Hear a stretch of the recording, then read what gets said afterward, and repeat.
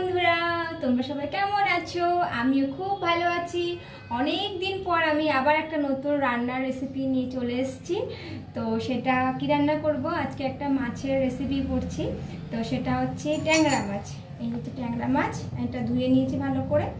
আর এটা বানাবো কি করে? এটা ট্যাংরা মাছের পাতুরি করব। তো কি কি লাগছে তোমরা শুধু দেখতে থাকো। তো এখানে তো ট্যাংরা মাছটা আমি তোমাদের দেখিয়েছি আগেই। আর এখানে লাগছে টমেটো আছে, কুচি কুচি করে কেটে নিয়েছি, আদা গ্রেট করেছি, একটু কাঁচা লঙ্কা দুটো কুচি কুচি করে নিয়েছি, সামান্য পরিমাণ নুন লাগবে। আর ফোড়নে দেবো হচ্ছে গোটা মেথি। আর এখানে আছে 3 রকমের মশলা। আমি লঙ্কার গুঁড়োটা অল্প নিয়েছি, যেহেতু আমি লঙ্কা দিয়েছি, কাঁচা লঙ্কা। আর একটা ধনে জিরে গুঁড়ো আছে, একটা হলুদ আছে। এটাকে আমি এখন জল দিয়ে একটা পেস্ট বানিয়ে নেব। এটা পেস্ট বানিয়ে নিচ্ছি একটু, তাহলে কি মশলাটা পুরোভাবে এভাবে মিলিত হয়ে যাবে। এরকমভাবে মিক্স করতে হবে। আর লাগছে সরষের তেল, কাঁচা সরষের তেল। তো এবারে আমি সবগুলো মাছ আমি এখন এই বোলের মধ্যে নিয়ে নেব। চলো, মাছগুলো এবার সব আমি এর মধ্যে সব মাখাবো। তো সব এবার দিয়ে দিলাম। এবার একে একে আমি টমেটো কুচি, আদা কুচি, লঙ্কা কুচি, আর যে মশলাটা যে বানিয়েছিলাম, এই যে মশলাটা, এটাও দিয়ে দেবো।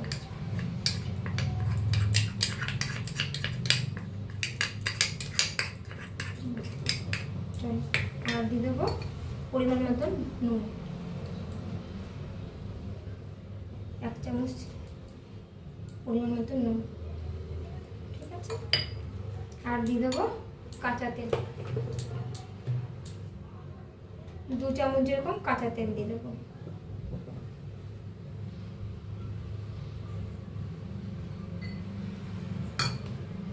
এবার এটাকে ভালো করে মাখিয়ে নিয়ে আমি, তো এই দেখো বন্ধুরা, আমার মাছ মাখানো পুরো হয়ে গেছে, ঠিক আছে।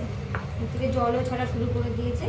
এবার আমি এটাকে রেখে কড়াইটা গরম করতে দিয়েছি। কড়াইতে এবার তেল দিয়ে দিই। তো কড়াই আমার গরম হয়ে গেছে। এবার আমি পরিমাণ মতন তেল দেবো একটু।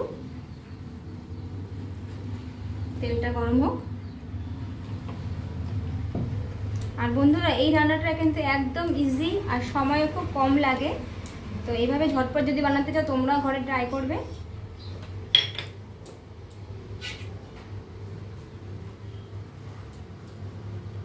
আমাকে তো দারুণ লাগে খেতে এই রেসিপি, রান্নাটা।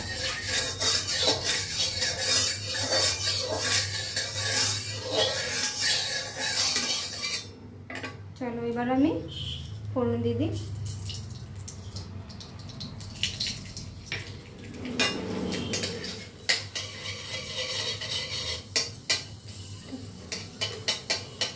এটি আমার ভাজা হয়ে গেছে।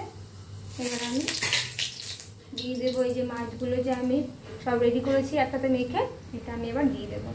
আগুনটা ফ্লেমটা কম দিয়ে দিই।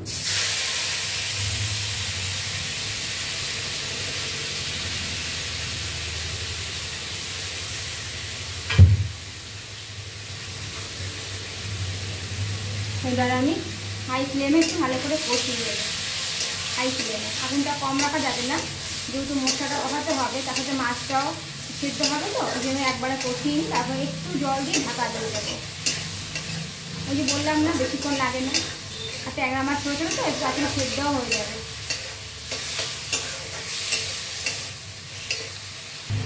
তো এই দেখো, আমার মশলা অনেকটা কষানো হয়ে গেছে। এবার আমি অল্প একটু জল দিয়ে এবার এটা ঢেকে দেবো, নাহলে মাছগুলো ভেঙে যাবে বেশি নাড়াচাড়া করলে।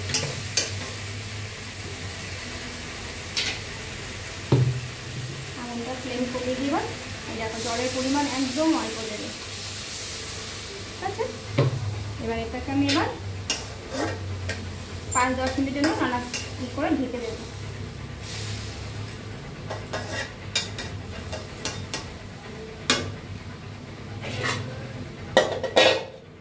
এটা হতে থাকুন ততক্ষণ। তো চলো, এবার ঢাকনাটা উঠিয়ে দেখি এটা কি পজিশনে এসছে। মাছ তো সিদ্ধ হয়ে গেছে। দেখো, মাছ সিদ্ধ হয়ে গেছে।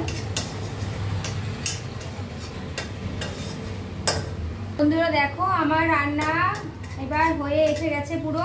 এবার লাস্টে আমি অ্যাড করব ধনে পাতা। তোমাদেরকে দেখাইনি ধনে পাতা, এটা আমি অনেকে শিলনোড়ায় বেটে দেয়, শিলনোড়াটা যেহেতু আমার ভেঙে গেছে, তো এটা দেখো আমি কীভাবে দিচ্ছি, তোমরাও দেখে নাও। এটা শর্টকাট টেকনিক, এরকমভাবে ঘষে ঘষে দিয়ে দিলে কালারও চলে আসবে, ধনে পাতাটা খেতেও ভালো লাগবে বেশ। এই দেখো ঠিক এরকমভাবে আসছে। এবার এটা নাড়িয়ে নিয়ে এটা ভালো করে নাড়িয়ে চেড়িয়ে তারপর এটা নামিয়ে নেবো। তারপর দুপুরবেলা গরম গরম ভাত দিয়ে খেয়ে নেবো। আর এই রান্নাটা করতে করতে না একটা গানের কথা খুব মনে পড়ছে, তোমরা নিশ্চয়ই আন্দাজ করতে পারছো কি গানটার। যেহেতু ট্যাংরা মাছ, তো অবশ্যই ট্যাংরা মাছেরই গান হবে। ট্যাংরা তবু কাটুর যায়, মাগুর মাছটি কেটকাটায়, আবার চিংড়ি মাছটা মারছে কাটা। দেখো কালারটা কেরম আসছে, পরান যায় জ্বলিয়া রে, কি মাছ ধরেছো বড়শি দিয়া। কড়াই থেকে এবার এটা নামিয়ে নেবো আমি। এই দেখো মাছের কালার দেখতে কিন্তু হেভি হয়েছে। হ্যাঁ, গরম গরম ভাত দিয়ে জাস্ট জমে যাবে। দাঁড়াও আমি নামিয়ে নিয়ে আগে তোমাদেরকে দেখাচ্ছি। এই দেখো এবার আমার মাছের পাতুরিটা কিরকম লুকিং হয়েছে, দেখতে কিন্তু হেভি লাগছে। হ্যাঁ, এটা আশা করি খেতেও খুব টেস্ট হবে। খেতে কেন টেস্ট হবে না, এত সুন্দর রান্নাটা টেস্ট তো হওয়ারই কথা না, গরম গরম ভাত দিয়ে। তাহলে বন্ধুরা তোমরা কিন্তু অবশ্যই কমেন্ট করো আমার এই রেসিপিটা বা আমার রান্নাটা কিরকম ঠিকঠাক মতন করতে পেরেছি কিনা, তোমরা প্লিজ কমেন্ট করো। আর এইভাবেই সাপোর্ট করতে থেকেও, আমাদের মতন মানুষ যেন আরও আগে কিছু করতে পারে নিজের পায়ে।